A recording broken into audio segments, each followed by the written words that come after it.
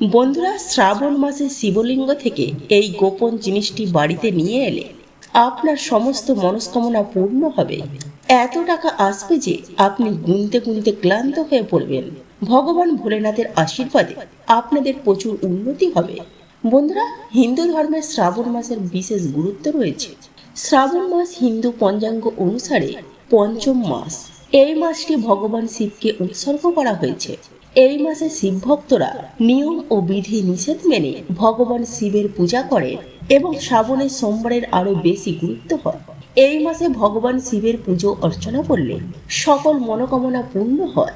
ধর্মীয় বিশ্বাস অনুযায়ী শ্রাবণ মাসে ভগবান শিব ও মাতা পার্বতীর বিধি নিষেধ মেনে পূজা করলে ভক্তের মনোকামনা পূর্ণ হয়।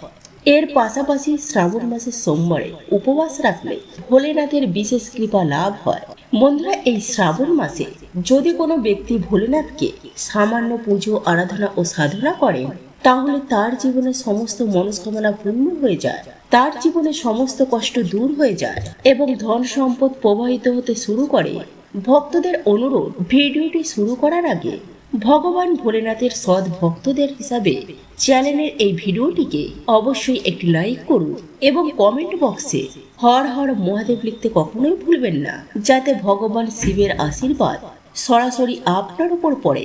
বন্ধুরা, আজকের এই ভিডিওটিতে আমি আপনাদেরকে বলবো শ্রাবণ মাসের দিনগুলোতে আপনারা ভগবান ভোলেনাথের মন্দিরে গিয়ে কি কি বস্তু অর্পণ করতে হবে এবং সেখান থেকে কি নিয়ে আসতে হবে, যাতে আপনার ঘর থেকে গরিবি, দারিদ্র, দুঃখ, কষ্ট, সমস্ত সমস্যা চিরতরে দূর হয়ে যায় আর তার বদলে আপনার ঘরে সুখ, সমৃদ্ধি, যশ, ঐশ্বর্য ও শান্তি প্রবেশ করে। মনে রাখবেন বন্ধুরা, শ্রাবণ মাসের জন্য প্রতিটি মানুষ অধীর আগ্রহে অপেক্ষা করেন শুধুমাত্র ভগবান ভোলেনাথের আশীর্বাদের জন্য। বলা হয়েছে দেবতাদের দেব ভগবান যদি কোনো ব্যক্তিকে আশীর্বাদ দেন, তাহলে তার জীবনে মৃত্যু এসেও কিছু করতে পারে না। এই জন্য আজকের এই ভিডিওটিতে আপনাদেরকে বলবো কিভাবে আপনারা শ্রাবণের এই পবিত্র মাসে ভগবান ভোলেনাথকে সন্তুষ্ট করতে পারবেন, কিভাবে আপনি তার আশীর্বাদ পেতে পারেন এবং কিভাবে শ্রাবণ মাসের সোমবারে শিবলিঙ্গের পূজা করতে পারেন। বিশেষ কিছু উপায় মেনে চললে কি কি জিনিস শিবলিঙ্গে অর্পণ করতে হবে এবং কি জিনিস সেখান থেকে নিয়ে নিজের বাড়িতে ফিরলে আপনার ঘরে কখনো অন্ন ও ধনের অভাব হবে না, এই বিষয়গুলি আমরা জানাবো। দেখুন বন্ধুরা, আপনার জীবনে যত বড়ই সমস্যা থাকুক, যত বড়ই বিপদ আসুক না কেন, ধরুন আপনার জীবনে অর্থ সংকট চলছে বা আপনি দীর্ঘদিন ধরে চাকরির হন্যে হয়ে খুঁজছে, কিন্তু শত্রুরা আপনাদেরকে চারিদিক থেকে ঘিরে ফেলেছে, বা আপনি এখনো সন্তান লাভ করতে পারেননি, তবুও একটি মাত্র জিনিস মাথায় রাখবেন, শ্রাবণের পবিত্র দিনগুলি এমন কিছু দিন আছে যদি কোনো ব্যক্তি সামান্য সহজ উপায় মেনে চলে, তাহলে তার সমস্ত মনস্কামনা পূর্ণ হতে পারে। যদি ভগবান ভোলেনাথের সশরীরে পূজা করেন, তাহলে তার জীবনে যত বড়ই মনোকামনা হোক না কেন বা যত বড়ই কষ্ট থাকুক না কেন, সবই শেষ হয়ে যায় এবং তার মনোকামনা পূর্ণ হয়। ধরুন আপনার জীবনে কোনো দোষ বিদ্যমান আছে, যেমন বাস্তু দোষ, শনি দোষ, প্রকৃতি দোষ অথবা অন্য কোনো গ্রহ দোষ বা জ্যোতিষীয় দোষ, তাহলে আপনাকে শুধুমাত্র শ্রাবণের সোমবার দিনে সামান্য কিছু পূজা করতে হবে, তাহলেই সেই দোষ কেটে যাবে, আপনার জীবনে সমস্ত সমস্যা সরে যাবে এবং যেই অর্থ প্রবাহ বন্ধ হয়ে গিয়েছিল তা আবার ফিরে আসবে। এক কথায় ভবিষ্যতে আপনার জীবনে কোনো দুঃখ দুর্দশা থাকবে না।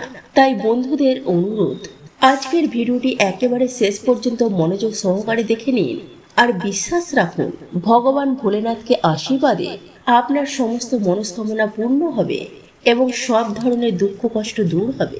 দেখুন, একটা কথা বলা হয়েছে, যখনই আমরা ভগবান শিবের পূজা করি তখন আমাদের ধৈর্য ধরে, বিশ্বাস রেখে ও শ্রদ্ধার সঙ্গে পুজো করা উচিত। কারণ ভগবান শিব অত্যন্ত সহজ সরল ও ভোলেনাথ, তিনি খুব সামান্য সাধনাতেই খুশি হয়ে যান এবং তার ভক্তদের সমস্ত কষ্ট দূর করে আশীর্বাদ প্রদান করেন। এই জন্যই বন্ধুরা, শ্রাবণের সোমবার দিনে কিছু বিশেষ গুরুত্বপূর্ণ রয়েছে যা আপনার জানা অবশ্যই উচিত। কারণ যদি আপনি এই পবিত্র দিনে ভগবান ভোলেনাথের সামনে পূজা করতে যান এবং সেখানে গিয়ে যদি ভুল করে ফেলেন, তাহলে ভগবান আপনার প্রতি ক্রুদ্ধ হয়ে যেতে পারেন। কিন্তু যদি আপনি সঠিক নিয়মে পূজা করেন, তাহলে ভগবান আপনাকে সেই দিনে আশীর্বাদ প্রদান করবেন এবং তারপর থেকে আপনার জীবনে আর কোনো সমস্যা থাকবে না। এই কারণে বন্ধুরা, আজকের এই ভিডিওটিতে আপনাদের সামনে একে একে সমস্ত বিষয় জানাবো, যা আপনাকে অবশ্যই পালন করতে হবে। তাই ভিডিওটি শেষ পর্যন্ত মনোযোগ দিয়ে দেখবেন। সবচেয়ে প্রথমে আপনাকে ভগবান শিবের মন্দিরে যেতে হবে। এই ভিডিওটিতে যেসব উপায় বা টিপস বলা হবে সেগুলি সবই মন্দিরে পালন করার জন্য। দেখুন বন্ধুরা, অনেকেই প্রশ্ন করেন, গুরুজি আমাদের বাড়িতে তো শিবলিঙ্গ আছে, তাহলে কি আমরা বাড়িতে পূজা করতে পারি না? এর উত্তর হলো না, আপনাকে মন্দিরে যেতে হবে, কারণ মন্দিরের শিবলিঙ্গ বাড়ির শিবলিঙ্গের মধ্যে অনেক বড় পার্থক্য রয়েছে। মন্দিরের শিবলিঙ্গের শক্তির কম্পন বাড়ির শিবলিঙ্গের শক্তি কোটি কোটি গুণ বেশি। মন্দিরের শিবলিঙ্গে এমন এক ধরনের পবিত্র ও শক্তিশালী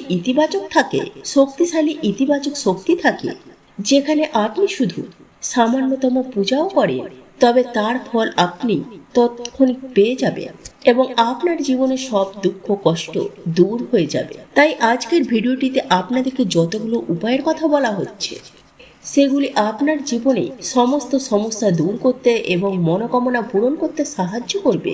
কিন্তু সেই উপায়গুলি পালন করার জন্য আপনাকে অবশ্যই মন্দিরে যেতে হবে, কারণ এই উপায়গুলি শ্রাবণ সোমবারের জন্য, এবং সেটি আজ অর্থাৎ সোমবার পড়েছে, এমন এক পবিত্র দিন যেদিন যদি আপনি ভগবান ভোলেনাথের মন্দিরে গিয়ে পূজা করেন, তাহলে ধরে নিন আপনার জীবনে আর কখনো দুঃখ কষ্ট আসবে না।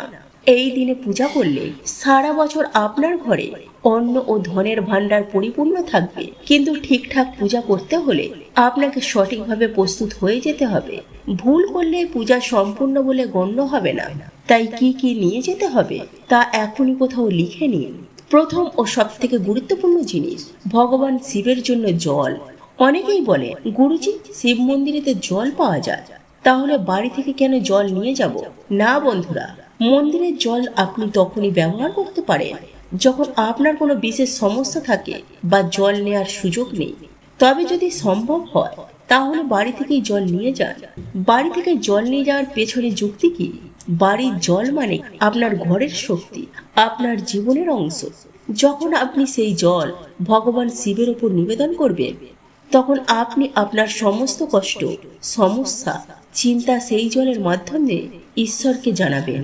আর ঠিক সেই মুহূর্তে আপনার সেই সমস্যাগুলো নিজের ওপর গ্রহণ করবেন এবং আপনার কষ্ট দূর করবেন।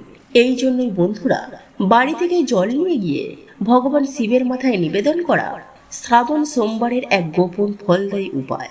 আপনি যে জল নিয়ে যাচ্ছেন সেটি যতই বিশুদ্ধ হোক না কেন, তাতে 2-1 ফোঁটা গঙ্গা জল মিশিয়ে নেবেন, কারণ গঙ্গা জল ছাড়া পূজা সম্পূর্ণ হয় না। তাই মহাশিবরাত্রি হোক বা শ্রাবণ সোমবার, গঙ্গা জল মিশিয়ে জল নিবেদন করা আবশ্যক। এবার দেখে নেওয়া যাক আর কি কি নিয়ে যেতে হবে ভগবান শিবের পূজার জন্য। 3 পাতাওয়ালা বেলপাতা। বন্ধুরা, বেলপাতা অত্যন্ত পবিত্র ও ফলদায়ী বলে মনে করা হয়। ধরা যাক আপনি একদিকে 1000 কুমারী কন্যাকে খাওয়ালেন, অন্যদিকে ভগবান শিবকে বেলপত্র অর্পণ করলেন। দুটোই সমান পুণ্যের কাজ হিসেবে গণ্য করা হয়, তাই বেলপাতা অবশ্যই নিয়ে যাবেন। 2 সাদা ফুল। ভগবান শিবকে সাদা ফুল অর্পণ করা হয়, যেমন শ্বেত অপরাজিতা, শ্বেত আকন্দ বা জুঁই ফুল। তাই শ্রাবণ সোমবারে সাদা ফুল নিয়ে যান, যেন ভগবানের আশীর্বাদ পান। 3 সাদা চন্দন। গোলাপি নয়, শুধুই সাদা। শ্রাবণ সোমবারের পূজায় সাদা চন্দন অপরিহার্য। এটি ঠান্ডা, পবিত্র ও শুদ্ধতার প্রতীক। ভগবান শিবের কপালে সাদা চন্দন লাগিয়ে পূজা করলে মানসিক শান্তি ও আশীর্বাদ লাভ হয়। 4 কাঁচা দুধ। ফোটানো নয়।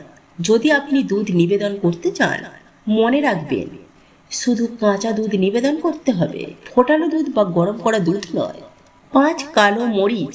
কালো মরিচের একটি ছোট্ট ডিব্বা বা লাল কাপড়। এটি একটি গোপন কিন্তু খুব শক্তিশালী টোটকা। একটি ছোট পাত্র বা ডিব্বায় কালো মরিচ ভরে নিন। এরপর একটি লাল রঙের কাপড় নিন। এই দুটি জিনিস আপনাকে নিয়ে যেতে হবে পূজার জন্য। তাহলে বন্ধুরা, এখন আপনাদের বলছি পুজোর শেষ ও সবচেয়ে গুরুত্বপূর্ণ অংশ, যা শ্রাবণ সোমবারের দিনে করলে ভগবান শিব অত্যন্ত তুষ্ট হন এবং আপনার জীবনে সমস্ত বাধা বিপত্তি দূর হয়ে যায়। পূজার জন্য বিশেষ গোপন টোটকা: একটি ছোট ডাব্বায় কালো মরিচ, লবণ এবং কর্পূর ভরে নিন। এরপর এটিকে মৌলি লাল পবিত্র সুতো বেঁধে নিন। এই গাঁথা ডাব্বাটি আপনার পকেটে রাখুন এবং নিয়ে যান মন্দিরে। কিভাবে করবেন পূজা? খুব মনোযোগ দিয়ে পড়ুন। এক পোশাকের নিয়ম: মন্দিরে যাওয়ার সময় কালো বা নীল রঙের পোশাক পরিধান করুন। এই রঙের কাপড় ভগবান শিবের পূজার সময় অশুভ বলে মনে করা হয়। পূজার প্রথম ধাপ হলো মন্দিরে গিয়ে একটি পাতলা ধারায় ভগবান শিবের শিবলিঙ্গের উপর ঢালুন। এটি অভিষেক বলে পরিচিত এবং খুবই ফলদায়ী। ধাপ 2, নাম্বার 2। এরপর সাদা চন্দন শিবলিঙ্গে অর্পণ করুন। নাম্বার 3। তারপর চন্দনেতে 3 পাতাওয়ালা বেলপাতা নিবেদন করুন। নাম্বার 4। এরপর সাদা ফুল নিবেদন করুন। 2। শ্বেত আকন্দ শ্বেত অপরাজিতা সাদা পুষ্প নিবেদন করুন। নাম্বার 5। আপনি চাইলে কাঁচা দুধও নিবেদন করতে পারেন, তবে মনে রাখবেন এইটা কিন্তু ফোটানো দুধ বা জাল দেওয়া দুধ নয়, শুধুমাত্র কাঁচা দুধ। সবশেষে মন্দিরে দাঁড়িয়ে শিবলিঙ্গের সামনে দাঁড়িয়ে 108 বার মন্ত্র জপ করুন। আপনি চাইলে জপমালা ব্যবহার করতে পারেন অথবা মুখে উচ্চারণও করতে পারেন। 108 বার উচ্চারণ করুন মন থেকে ভক্তি সহকারে। এই সমস্ত কাজ করে ফেললে এবং মন্দির থেকে ফেরার সময় আপনি পূজায় ব্যবহৃত বেলপত্র, চন্দনের একটি অংশ, সেই মৌলি বাঁধার ডিব্বা বাড়িতে নিয়ে এলে আপনার ঘরে অর্থের প্রবাহ শুরু হবে ও আপনার সমস্ত মনস্কামনা পূর্ণ হতে শুরু করবে। এই 3টে বিশেষ কাজ আপনাকে অবশ্যই করতে হবে। এগুলি করলেই শ্রাবণ সোমবারে ভগবান শিবের আশীর্বাদ লাভ করা সম্ভব। এবার জেনে নিন পরবর্তী ধাপগুলো। 1. কালো মরিচের ডাব্বা ও লাল পুঁটুলিটি কি করবেন? আপনি যে কালো মরিচের ডাব্বা ও লাল কাপড়ে বাঁধা পুঁটুলিটি নিয়ে গিয়েছিলেন, সেগুলিকে ভগবান শিবের জল ধারা, যেখান থেকে শিবলিঙ্গের জল পড়ে, সেই পবিত্র ধারা বা শিব ধারা স্পর্শ করিয়ে নিন। এরপর আবার সেগুলিকে নিজের পকেটে বা ব্যাগে রেখে দিন। এগুলি আপনার সঙ্গে আপনার বাড়িতে ফিরে যাবে, কারণ এতে শিবের আশীর্বাদ যুক্ত হয়ে যায়। 2. জল বা দুধের লোটার নিয়ম কি? আপনি যে লোটা বা পাত্রে জল বা দুধ নিয়ে গিয়েছিলেন, সেই পাত্র ভগবান শিবকে পুরোটাই নিবেদন করবেন। 1 ফোঁটাও ফেরত আনবেন না। কিন্তু আপনি যখন শিবলিঙ্গে জল ঢালছেন, তখন সেই জল যে শিবলিঙ্গ থেকে নিচে পড়ছে, সেই পবিত্র শিবধারার জল থেকে একটু অংশ আপনার লোটায় সংগ্রহ করুন। এই জল কেন মূল্যবান? অনেকেই ভাবতে পারেন, অনেকেই তো জল ঢালছেন, এটা কি বিশুদ্ধ থাকবে? হ্যাঁ, এটা বিশুদ্ধ থাকবে, কারণ শিবলিঙ্গে নিবেদন করা জল অমৃত হয়ে যায়। বলা হয় শিবলিঙ্গে জল ঢালার সময় অসংখ্য দেবতা উপস্থিত থাকে। তারা সেই জলধারাকে ধারণ করেন, কারণ তা শুদ্ধ ও আশীর্বাদ পূর্ণ হয়। ফেরার পথে কি করবেন? এই শিবধারার জল নিয়ে আপনি আপনার বাড়িতে নিয়ে এসে আপনার ঘরের প্রবেশ পথে ছিটিয়ে দিতে পারেন, তুলসী গাছের গোড়ায় ঢালতে পারেন অথবা ধন দেবতার পূজার স্থানেও রাখতে পারেন। এতে করে আপনার বাড়িতে অর্থ, শান্তি ও রোগ মুক্তি প্রবেশ করবে। বন্ধুরা, এই সমস্ত নিয়ম আপনি যদি সম্পূর্ণ ভক্তি ও নিষ্ঠা ও শুদ্ধভাবে পালন করতে পারে, তাহলে এই এক শ্রাবণ সোমবারে ভগবান শিব আপনাকে আশীর্বাদে ভরিয়ে দেবেন। শিবলিঙ্গে থেকে পড়া জল এতটাই পবিত্র ও অলৌকিক শক্তিতে পূর্ণতা হয় যে সেই জল শুধুমাত্র কয়েক ফোঁটা সংগ্রহ করলেই অসাধ্য সাধন হতে পারে। আপনি কি করবেন? সেই পবিত্র শিব জল নিয়ে শিবধারা থেকে কয়েক ফোঁটা জল আপনি আপনার লোটাতে নিয়ে নেবেন। এরপর সেই জল নিয়ে আপনি আপনার বাড়িতে ফিরে আসবেন। বাড়িতে ফিরে কিভাবে আপনি সেই জল ব্যবহার করবেন? বাড়ি ফেরার সঙ্গে সঙ্গে পরিবারের প্রত্যেকটি সদস্যের উপর একটু একটু করে সেই জল ছিটিয়ে দিন।